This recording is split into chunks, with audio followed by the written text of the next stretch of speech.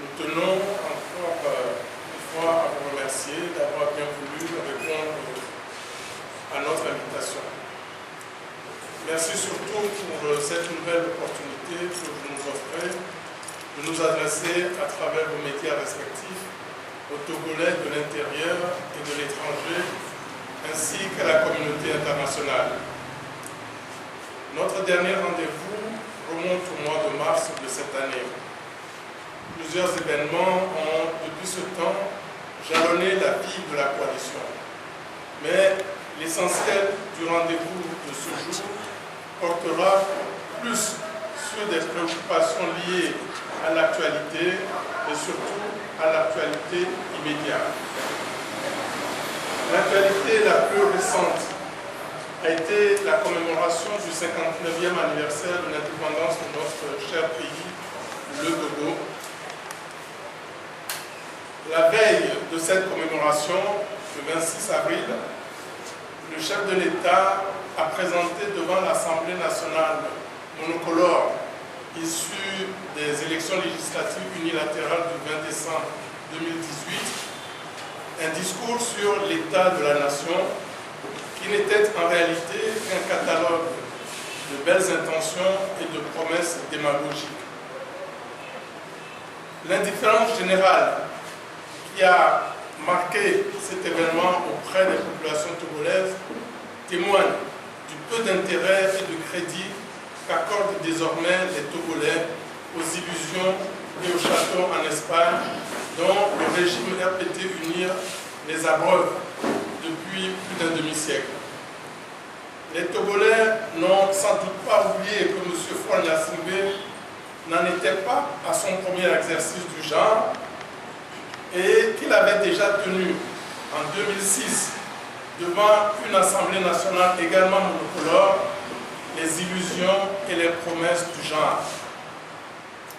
Il est de notre devoir, en tant que regroupement de partis politiques aspirant à gouverner ce pays, de montrer aux Togolais que l'échec incarné par le régime RPT-UNIR n'est pas une fatalité à laquelle le Togo est définitivement condamné et qu'une autre politique génératrice de prospérité économique et sociale, de justice et d'équité, notamment en matière de répartition des richesses nationales et de respect des droits de l'homme et des libertés publiques, est possible sur la terre de nos aïeux.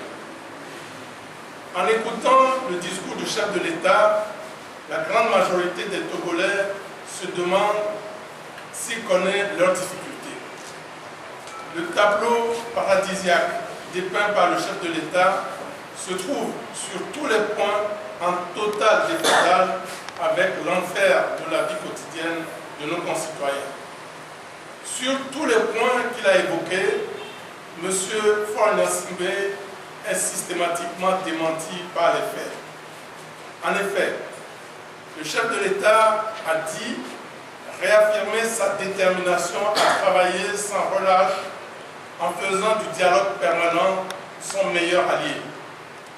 Il a juste oublié de relever que depuis le début du processus de démocratisation en 1991, nous avons eu près de 27 dialogues qui ont tous échoué, soit parce que le régime qu'il incarne a toujours fait du dialogue un marché de dupes destiné à affaiblir et à humilier ses adversaires, soit parce qu'il a systématiquement refusé de respecter la parole donnée et les engagements pris ou d'appliquer les accords qu'il a signés, soit encore parce qu'il a toujours refusé tout compromis qui ne serait pas autre chose qu'un alignement sur ses positions.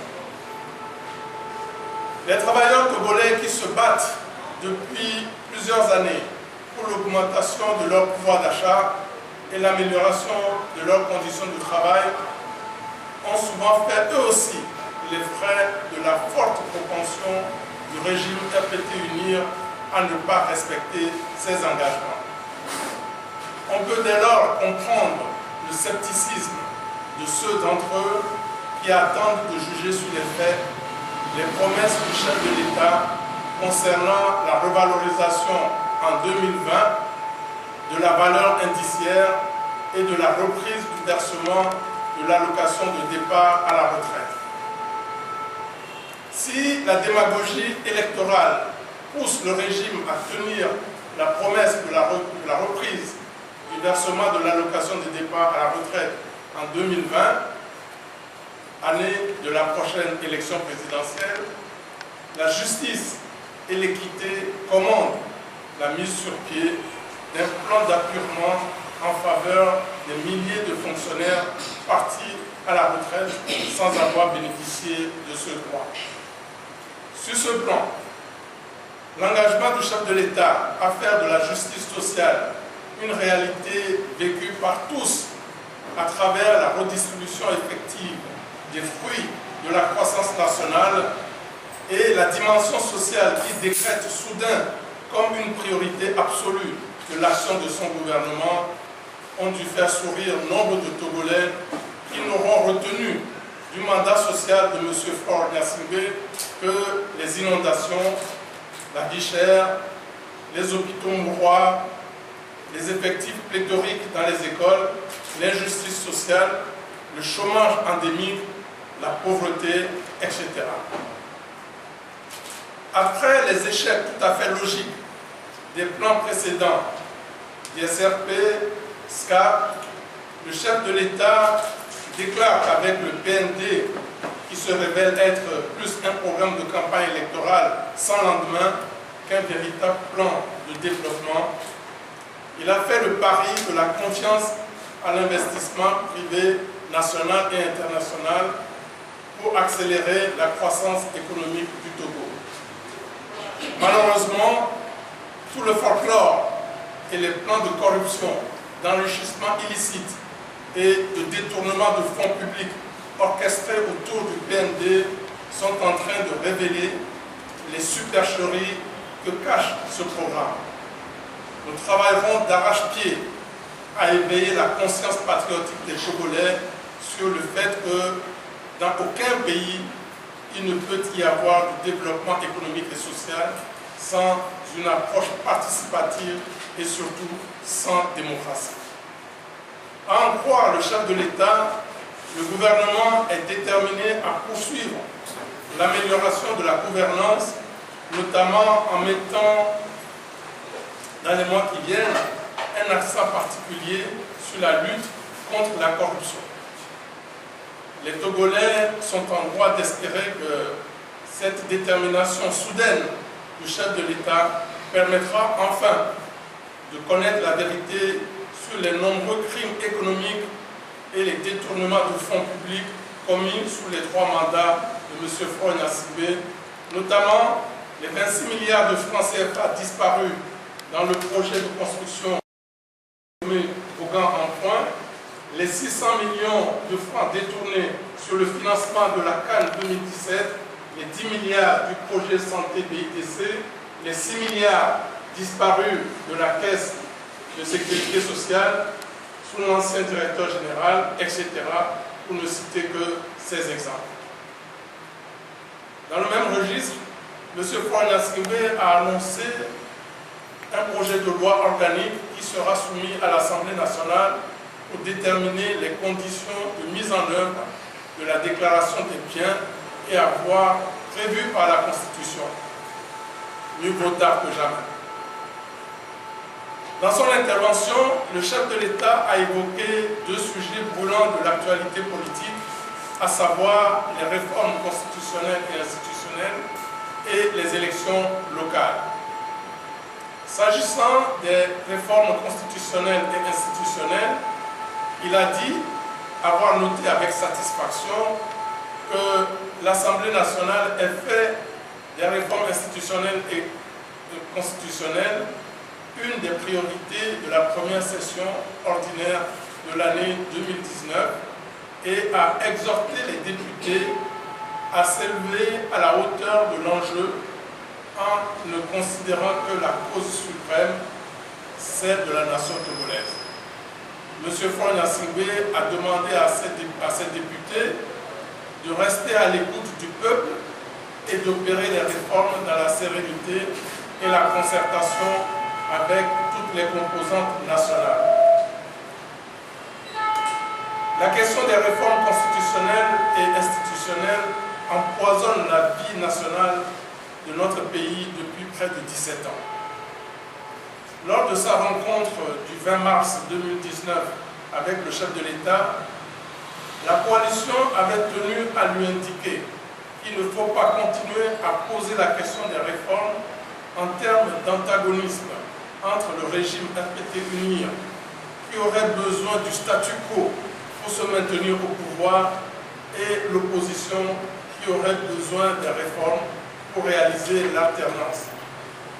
Nous lui avons dit que les réformes sont nécessaires pour permettre au Togo de vivre une vie démocratique normale, nécessaire à son développement économique et social. À cet effet, nous continuons de considérer que la proposition de l'expert constitutionnaliste de la CEDEAO est un compromis minimum susceptible de répondre aux aspirations des Togolais et qui respecte la feuille de route de la CEDEAO. De notre point de vue, les réformes à adopter par l'Assemblée nationale doivent refléter fidèlement la lettre et l'esprit de la proposition de la CEDEAO pour un règlement définitif de ce grave contentieux entre le régime au pouvoir et le peuple togolais. De ce point de vue, les consignes du chef de l'État tendant à trouver un compromis différent de celui de la CEDEAO relèvent d'une manœuvre dilatoire pour se soustraire à la réalisation des réformes. Au sujet des prochaines élections locales, le chef de l'État a dit exhorter la CENI, pour sa part, à prendre les dispositions idoines pour inscrire les élections locales dans un chronogramme à mettre en œuvre à brève échéance et à appeler les partis politiques à participer aux dites élections. À l'issue des 2 journées de réflexion qu'elle a tenues, les 20 et 21 février 2019, la coalition a clairement indiqué sa volonté de participer aux prochaines élections locales et de tout mettre en œuvre afin que ces élections se déroulent dans les meilleures conditions de transparence et d'équité. La coalition s'étonne que le chef de l'État ne se sente nullement préoccupé par les conditions de transparence et d'équité des prochaines élections locales. Les conseils municipaux ne pourront exercer la plénitude de leurs prérogatives et travailler avec et au nom des populations locales que si elles jouissent d'une réelle légitimité populaire. À ce jour, le chronogramme des tâches liées à l'organisation de ces élections n'est pas encore publié officiellement. Les autorités laissent entendre que la communauté internationale fait pression sur elles afin que ces élections soient organisées à la fin du premier semestre de l'année en cours. En coulisses, les réseaux sociaux situent la tenue des élections locales au 30 juin 2019 et le démarrage de la révision des listes électorales au 16 mai 2019.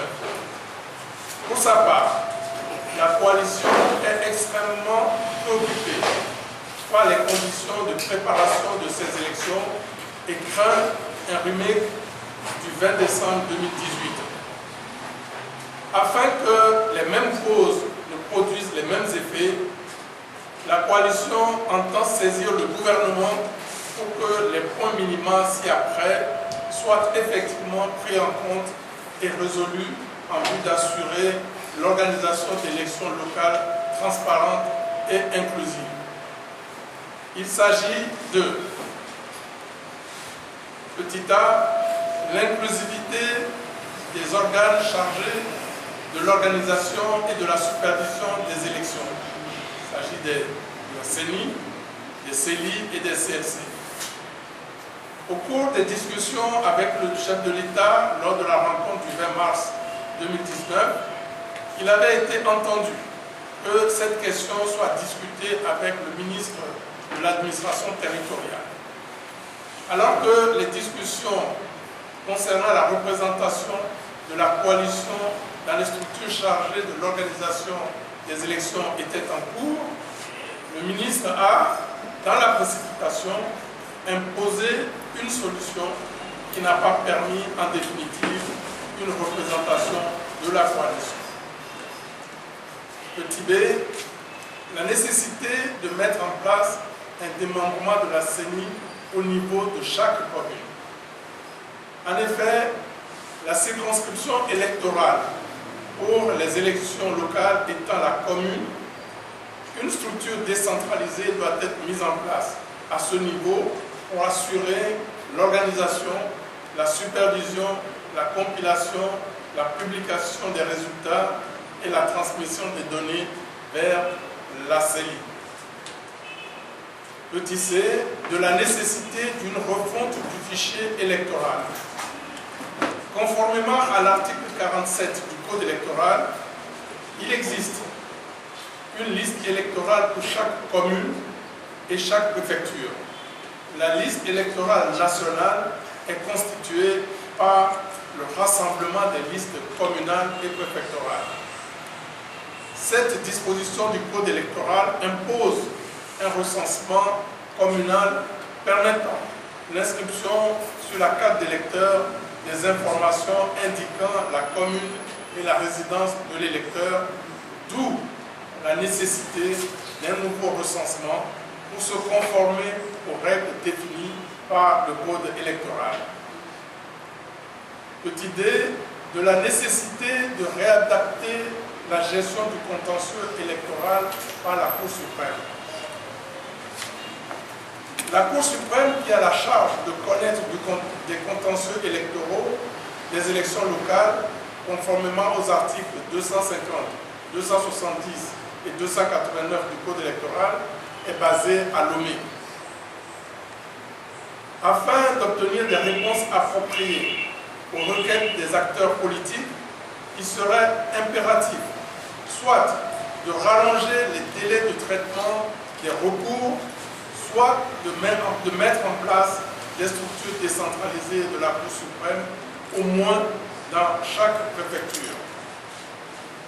Au regard de cette difficulté, la coalition entend proposer au gouvernement et à la CENI l'ouverture de discussions avec l'ensemble de la classe politique afin de trouver des solutions consensuelles susceptibles de garantir des élections locales crédibles. Ces discussions doivent aller au-delà des questions électorales pour prendre en compte les préoccupations liées aux restrictions de plus en plus récurrentes opposées par le gouvernement à l'exercice des libertés publiques individuelles et collectives. En effet, depuis quelque temps, nous assistons à une systématisation inquiétante des violations par le gouvernement togolais des libertés publiques au Togo. Elles se traduisent notamment par une instrumentalisation de la loi dite Boudjona aux fins d'une réduction drastique du droit constitutionnel de manifestation. Lorsque les manifestations programmées ne sont pas tout simplement interdites, les itinéraires habituels empruntés par l'opposition pour ces manifestations pacifiques lui sont désormais systématiquement refusés et remplacés par des itinéraires choisis par le gouvernement lui-même. On assiste de plus en plus à des actes de répression violente exercés par les forces de défense et de sécurité sur les manifestants et qui se soldent généralement par des morts et des blessés graves parmi les populations civiles aux mains nues, sans compter les arrestations arbitraires suivies de procès expéditifs, souvent sans la présence des avocats. Pour la coalition des partis politiques de l'opposition togolaise, il s'agit ni plus ni moins d'une entreprise délibérée de violation des droits de l'homme et des libertés publiques orchestrée par le gouvernement togolais aux seules fins d'empêcher la mobilisation des populations togolaises en vue de l'alternance démocratique au Togo. La coalition s'inquiète également de l'emprisonnement de responsables de partis politiques qui résulte également de l'instrumentalisation de la loi Boudjouna. En effet, suite à l'interprétation abusive de cette loi, le gouvernement a récemment mis en prison des responsables du PNP, parmi lesquels M. Ourodikpa Tchatipi, conseiller du président national du PNP. Il est à craindre que cet emprisonnement ne soit le début d'une tentative de décapitation des partis politiques de l'opposition, ce qui ne ferait que compliquer davantage la crise togolaise et représenterait un recul par rapport aux modestes avancées enregistrées depuis le début des années 90. Sur ce plan des reculs démocratiques, nous sommes également préoccupés par les tentatives, par les entraves, à la liberté d'aller et venir déployées par le régime pour empêcher le retour au pays de M. François Bokor. Enfin, le saccage du domicile de M. Tipi Atchadam, président du PNP, le 13 avril dernier, par des éléments des forces de défense et de sécurité, constitue une preuve palpable des dangers qui pèsent sur sa vie. Nous avons tenu, pendant qu'il est encore temps, à attirer l'attention des partenaires du Togo et de la communauté internationale sur une situation dont la persistance pourrait susciter et même encourager des velléités légitimes de manifestations spontanées hors de tout cadre légal et de tout contrôle politique ou tout autre acte de désespoir qui ferait basculer le Togo dans une violence généralisée ou le transformer en un terreau fertile au déploiement des extrémistes dont notre pays semble encore préservé. Convaincu que la lutte de libération est une lutte citoyenne, la coalition lance un nouvel appel à toutes les forces démocratiques, aux organisations de la société civile et de la diaspora, afin qu'ensemble, nous puissions nous retrouver pour organiser la remobilisation des populations togolaises en vue de l'alternance. Nous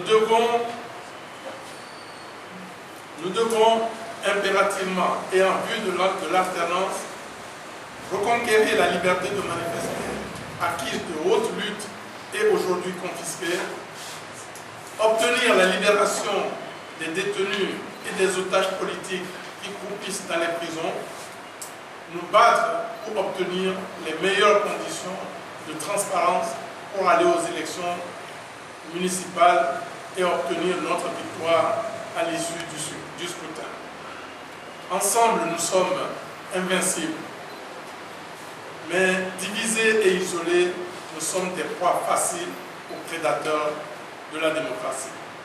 Fait à Lomé le 2 mai 2019 pour la coalition, la coordinatrice, Madame Brigitte Kafoui Adamagou Johnson.